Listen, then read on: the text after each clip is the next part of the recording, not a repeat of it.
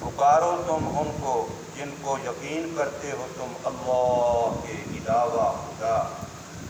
نہیں مالک وہ ایک ذرے کے برابر آسمانوں میں اور نہ زمینوں میں،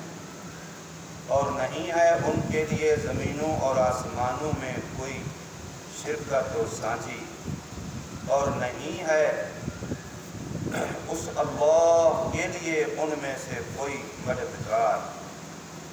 اور نہیں نفع دے سکتی سفارش اس اللہ کے سامنے مگر اسی شخص کے لیے جس کے لیے اللہ اجازت فرمائے، حتیٰ کہ جب گھبراہٹ دور ہو جائے گی ان کے دلوں سے تو کہیں گے کیا فرمایا تمہارے رب نے، تو کہیں گے حق، اور وہ اللہ بلند اور بڑی شان والا ہے۔ سورہ سبا کی آیت نمبر 22 اور 23 آپ حضرات کے سامنے پڑھی اور اس کا ترجمہ ہوا ہے۔ ان دونوں آیتوں میں اللہ تبارک و تعالی نے شرک کی مختلف صورتوں اور مختلف قسموں کا بیان فرمایا ہے۔ پچھلی آیت میں یہ بات آئی تھی، قوم سبا کے واقعے سے ہمیں یہ بات سمجھائی گئی، بتائی گئی تھی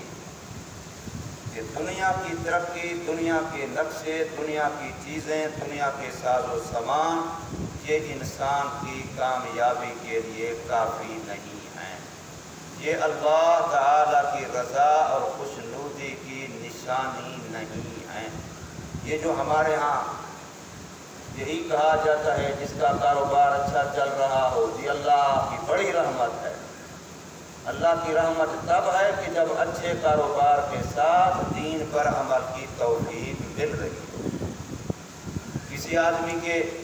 نوکری اچھی لگ گئی، پیسے زیادہ آنے لگ گئے، وہ جی بڑی اللہ کی رحمت ہے، اللہ بڑا راضی ہے۔ اللہ تب راضی ہے کہ جب بڑی نوکری، بڑی تنخواہ کے ساتھ اللہ اپنے دین پر عمل کرنے کی توفیق دے رہا ہو۔ اسی طریقے سے دنیا کا کوئی بھی نقشہ ہو، رضائے خدا کی نشانی دین پر عمل کی توفیق ہے۔ توفیق دین پر عمل کی غریب کو مل جائے تو اللہ اس پر راضی ہے، امیر کو مل جائے تو اللہ اس پر راضی ہے۔ اللہ کی رضا کی نشانی دنیا کے نقشے نہیں ہیں، کار، کوٹھی، بنگلہ یہ اللہ کی خوشنودی کی نشانی نہیں ہے۔ اگر یہ اللہ کی خوشنودی کی نشانی ہوتی تو خزانے قارون کے پاس نہ ہوتے، محلات فرعون کے پاس نہ ہوتے، وزارتیں صدارتیں حامان کے پاس نہ ہوتی۔ اللہ تعالیٰ کی رضا، اللہ تعالیٰ کی خوشنودی کی نشانی یہ ہے کہ رب اپنے دروازے پہ آنے دیتا ہے، سجدہ کرنے کی توفیق دیتا ہے، اپنا نام لینے کی توفیق دیتا ہے، اپنی کتاب کلام اللہ کی تلاوت کی توفیق دیتا ہے، اپنے محبوب نبی محمد رسول اللہ صلی اللہ علیہ وسلم پر درود شریف پڑھنے کی توفیق دیتا ہے۔ بس یہ نشانی ہے کہ میرا رب مجھ سے راضی ہے، میرا رب مجھ سے خوش ہے۔ کیوں؟ اگر وہ ناراض ہوتا تو مجھ سے یہ توفیق چھین لیتا۔ تو اللہ سے جو دوری ہے وہ تبھی ہوتی ہے جب بندہ اپنے دل کا تعلق مخلوق کے ساتھ جوڑ لیتا ہے۔ اب مخلوق کے ساتھ تعلق جوڑنے کی مختلف صورتیں ہیں، مختلف شکلیں ہیں۔ بعض تو وہ ہیں جو سرے سے خدا کو مانتے ہی نہیں ہیں، سب کچھ ہی مخلوق کو سمجھتے ہیں۔ بعض وہ ہیں جو خدا کو تو مانتے ہیں لیکن کہتے ہیں کہ اللہ تعالیٰ خالق بھی ہے، مالک بھی ہے، یہ سارا کچھ بنایا تو اللہ نے ہے لیکن اس میں مرضی اس کی نہیں، اب اس نے بنانے کے بعد فلاں کے حوالے کر دیا ہے، اب لہٰذا وہ تقسیم کر رہا ہے اور اس کی مرضی چل رہی ہے، اب وہ راضی تو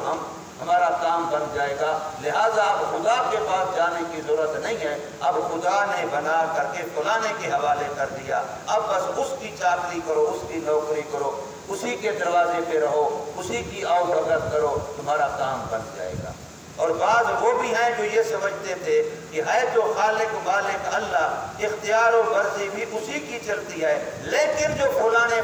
ہیں وہ بھی اس میں حصے دار ضرور ہیں، ان کو خدا چھوڑ نہیں سکتا، وہ بھی خدا سے منوا لیتے ہیں، ہماری سنتا نہیں، ان کی موڑتا نہیں۔ اس قسم کے خیالات، ان سب شرکیہ انداز جتنے بھی بن سکتے ہیں، اللہ نے قرآن مجید کی ان 2 آیتوں میں ایک ایک کر کے الگ الگ ان کی تردید فرمائی، حتیٰ کہ یہاں تک فرمایا کہ اللہ تعالیٰ کی مقرب پاک نورانی مخلوق فرشتے جو ایک لحظہ بھی اللہ کی نافرمانی نہیں کرتے، نہیں کر سکتے، کرتے بھی نہیں ہیں، کر سکتے بھی نہیں ہیں، ایسی پاک مخلوق، ایسی نورانی مخلوق ہمیشہ عبادت عبادت عبادت، خدا کی تسبیح، خدا کی تعریف، ہر وقت اسی دھن میں لگے ہوئے ہیں، زندگیاں وقف ہیں، لیکن وہ مخلوق بھی ایک لحظہ اللہ کی نافرمانی نہیں کرتی، اور اللہ کے حکم کے بغیر، اللہ کی اجازت کے بغیر کسی کی سفارش بھی نہیں کرتے، نہ کر سکتے ہیں۔ اللہ کے نبی صلی اللہ علیہ وسلم سے بڑی شان والا کون ہوگا؟ جو مقصود کائنات ہے، وجہ تخلیق کائنات ہے، لولاک لما خلقت الافلاک کا تاج جس کے سر پہ رکھا گیا ہے، لیکن جب قیامت کا دن ہوگا، اللہ کے محبوب نبی جو اللہ کی مخلوق کی سفارش کریں گے، اس سفارش کی اجازت لینے کے لیے حضور صلی اللہ علیہ وسلم 7 دن رات کے برابر ایک لمبا سجدہ کریں گے، اور اس سجدے میں اتنا روئیں گے جس سے زمین تر ہو جائے گی آنسو کی وجہ سے، صرف سفارش کی اجازت لے رہے ہیں۔ جب اللہ کے نبی اس دن بغیر اللہ کی اجازت کے کسی کی سفارش نہیں کر سکتے، تو پھر اور کون ہے جس کو ہم کہیں بس ہم نے جو پیر پکڑ لیا ہے، ہم نے جو آستانے پہ جا کے سال کے بعد نظریہ دے دیا ہے، اب ہمارا پیر جانے خدا جانے، اب ہماری جنت کا وہ ضامن ہے، ہمیں کچھ کرنے کی ضرورت نہیں ہے، بس ہمارے ذمہ یہی ہے سال کے بعد جا کر کے ہم اپنے پیر صاحب کو نذرانہ پیش کر دیتے ہیں، اب وہ جانے خدا جانے۔ عجیب عجیب نظریات بنائے ہوئے ہیں، عجیب عجیب، پتہ نہیں کو اشعار کہیں میں سن رہا تھا کہ خدا کے پکڑے چھڑاوے محمد، محمد کے پکڑے چھڑا کوئی نہیں سکتا، عجیب عجیب بات، بشر ہو کے عرشاں جاوے محمد، اٹھا چک دی جاہے علاوے محمد، عجیب عجیب، یعنی گویا الیاذ باللہ خدا محتاج ہو گیا اور اللہ کی مخلوق ان کی مرضی چل رہی ہے۔ بھئی اللہ کے نبی اللہ کے در کے محتاج ہیں، نبوت بھی اللہ نے دی، رسالت بھی اللہ نے دی، کتاب بھی اللہ نے دی، شریعت بھی اللہ نے دی۔ رات ہی میں حدیث پاک پڑھ رہا تھا مشکات شریف کے اندر، زکوٰۃ کے بارے میں حدیث پاک آئی ہے، حضور صلی اللہ علیہ وسلم صحابہ کی مجلس میں بیٹھے ہیں، آپ زکوٰۃ نہ دینے کی وعیدیں بیان کر رہے تھے کہ جس کے پاس سونا نصاب کے برابر ہو زکوٰۃ نہ دے تو قیامت کے دن اس سونے کو گرم کر کے سلاخوں کی طرح بنا کر کے جہنم کی آگ میں گرم کر کے اس کو داغا جائے گا۔ صحابی نے پوچھ لیا یا رسول اللہ جس کے پاس چاندی ہو، حضور نے پھر جواب دیا یا رسول اللہ جس کے پاس اونٹوں کا نصاب ہو، یا رسول اللہ جس کے پاس گائے کا نصاب ہو، یا رسول اللہ جس کے پاس بکری کا نصاب ہو، حتیٰ کہ گھوڑے کا پوچھا، حضور صلی اللہ علیہ وسلم بتاتے گئے کہ جو زکوٰۃ نہیں دے گا اس کے ساتھ یہ ہوگا۔ اب اس نے پوچھ لیا یا رسول اللہ گدھے، الحمر، جس کے پاس گدھے ہوں اور ان کی مالیت نصاب کے برابر پہنچتی ہو تو ان کی زکوٰۃ نہ دے تو اس کا کیا بنے گا؟ تو مشکات شریف میں نے رات ہی حدیث پڑھائی ہے مدرسے میں، حضور صلی اللہ علیہ وسلم جواب دے رہے ہیں ابھی تک ان کے بارے میں مجھ پر کوئی وحی نازل نہیں ہوئی، اپنی مرضی سے جواب نہیں دیا، ادھر سے وحی نہیں آئی، تو فرمایا ما انزل علی فی الحمر، گدھوں کے بارے میں ابھی تک مجھ پر کوئی وحی نازل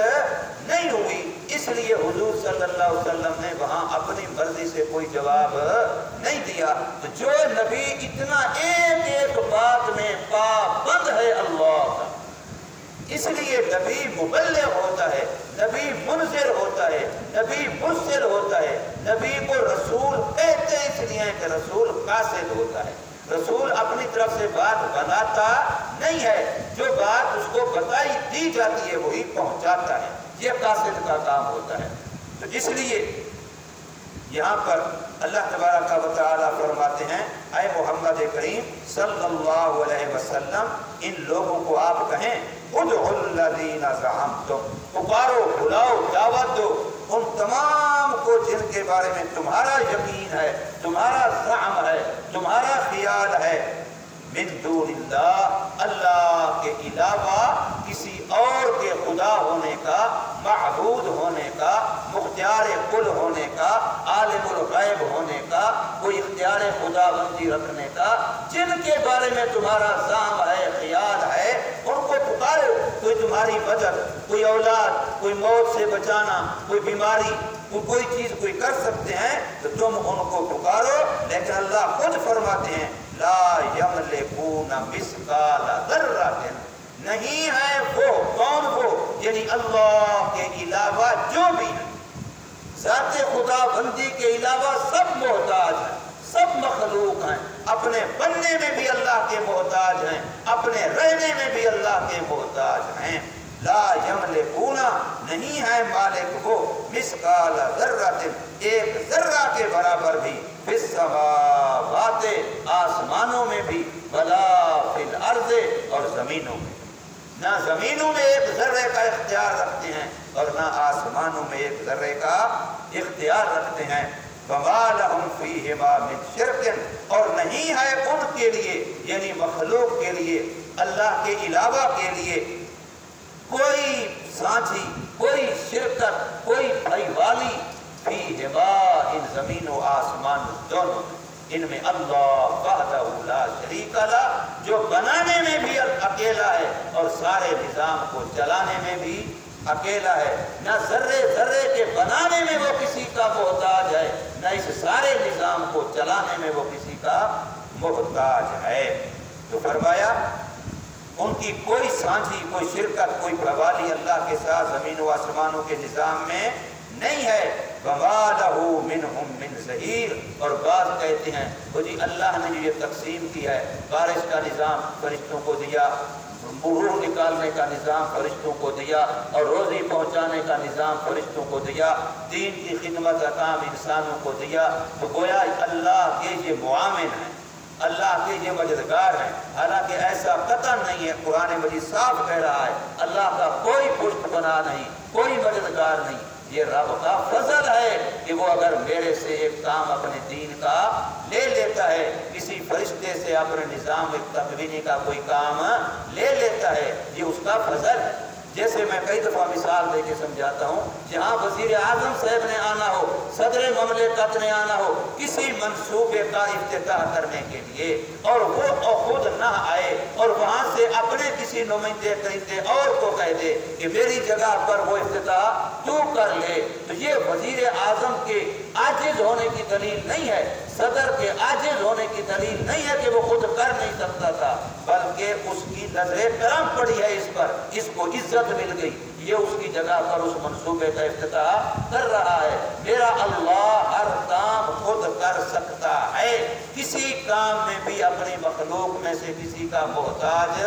نہیں ہے، لیکن پھر جو ہم سے دین کا کام لیتا ہے تو یہ ہمارے لیے کی عزت ہے، ہمارے لیے کرامت ہے، بزرگی ہے، قیامت میں ہمیں اجر و ثواب بھی دے گا، اور دنیا میں اللہ نے دین کی وجہ سے عزت بھی دی ہے۔ تو فرمایا وما لہ، اور نہیں ہے اس اللہ کے لیے، منہم، ان مخلوقات میں سے، من ظہیر، کوئی مددگار، خدا کو کسی کی مدد کی ضرورت نہیں ہے۔ ولا تنفع الشفاعۃ عندہ، اور نہیں نفع دیتی سفارش اس اللہ کے سامنے، کوئی کسی کی سفارش بھی اللہ کے سامنے کرے وہ نفع نہیں دیتی۔ ہاں ایک ہی صورت ہے، الا لمن اذن، مگر جس کے لیے اللہ سفارش کی اجازت دے گا، جس کو اجازت دے گا، جس کے لیے اجازت دے گا۔ حافظ قرآن سفارش کرے گا جب اللہ اجازت دے گا، جس کے لیے دے گا۔ شہید سفارش کرے گا، اللہ اجازت دے گا، جس کے لیے دے گا۔ علماء سفارش کریں گے، اولیاء سفارش کریں گے، نبی سفارش کریں گے، اس کا کوئی انکار نہیں ہے، پر وہ سفارش کرنے میں بھی اللہ کے محتاج۔ जैसे मैंने हदीस सुनाई कि मेरे आका सल्लल्लाहु अलैहि वसल्लम को शफाअत कुबरा का ताज पहनाया जाएगा। आप सारे अंबिया के भी शफी बनेंगे, सारी उम्मतों के भी शफी बनेंगे। आपकी सिफारिश से ही क़यामत का हिसाब किताब का मरला शुरू होगा। लेकिन आप भी सिफारिश के लिए पहले इतना लंबा सजदा करेंगे, आजिज़ी करेंगे, गिड़गिड़ाएंगे, रोएंगे, अल्लाह की हम्दो सना के ऐसे कलिमात बोलेंगे। मेरे आका ने फरमाया कि उन कलिमात से अल्लाह की सना उससे पहले किसी ने भी नहीं की होगी। ऐसे अल्फाज कलिमात उस वक्त सजदे की हालत में अल्लाह मुझे इल्का करेगा। तो इसलिए फरमाया नहीं नफा दे सकती सिफारिश उस अल्लाह के सामने इल्ला लिमन अज़िन लहू, मगर उसी के लिए जिसके लिए अल्लाह इजाजत देगा। और अल्लाह की नूरानी मखलूक फरिश्तों का हाल ये फरमाया, जब आसमानों में अल्लाह तबारक व तआला फरिश्तों को अपने निज़ाम तकवीनी में किसी बात का हुक्म देते हैं, मसलन फलाने बंदे को फलां चीज़ पहुँचा दो, उसको सेहत दे दो, उसको रोज़ी पहुँचा दो, उसके लिए फलां मसला अल्लाह कर सकता है। लेकिन फरिश्तों को अल्लाह तकवीनी मामलात में इस्तेमाल फरमाते हैं उनकी इज्जत के लिए, उनके एजाज़ के लिए, और इंसानों को तशरीई निज़ाम में इस्तेमाल फरमाते हैं इंसान की शराफत और बुजुर्गी के लिए। तशरीई निज़ाम अफजल है, इसलिए इंसानों का काम फरिश्तों के काम से अफजल है। इंसान फरिश्तों से अफजल हैं, इंसानों के लिए फरिश्ते खादिम हैं। तो फरमाया जब अल्लाह फरिश्तों को हुक्म देते हैं तो हुक्म रब्बानी की हैबत की वजह से, हुक्म रब्बानी के रोब की वजह से फरिश्तों पर इतना रोब और हैबत बढ़ जाती है कि वो एक दफा उनके दिल घबरा जाते हैं और वो मदहोशी तारी हो जाती है। और जिस वक्त उनके वो तबीयत संभलती है फिर वो एक दूसरे से पूछते हैं कि रब ने क्या हुक्म दिया है। अपने अंदर मुझे मालूम है लेकिन तस्दीक के लिए साथ वालों से पूछते हैं, तो एक दूसरे से पूछ के फिर बताते हैं कि भी रब ने हुक्म दिया, ये दिया और ये हुक्म हक दिया है, सच दिया है, ठीक दिया है। तो फरमाया हत्ता इज़ा फ़ुज़्ज़िया अन क़ुलूबिहिम, यहाँ तक कि जब घबराहट हट जाती है उनके दिलों से, कालू, तो अब वो एक दूसरे को कहते हैं माज़ा क़ाला रब्बुकुम, क्या फरमाया तुम्हारे परवरदिगार ने। कालू, तो वो फिर आपस में कहते हैं अल्लाह, रब ने हक फरमाया है और वो हक ही कहेगा। क्यों? वह हुवल अली, इसलिए कि वो बुलंद शान वाला है, अल कबीर, वो बड़ी किबरियाई और ऊंची शान वाला है। अल्लाह तबारक व तआला हमें समझ नसीब फरमाए।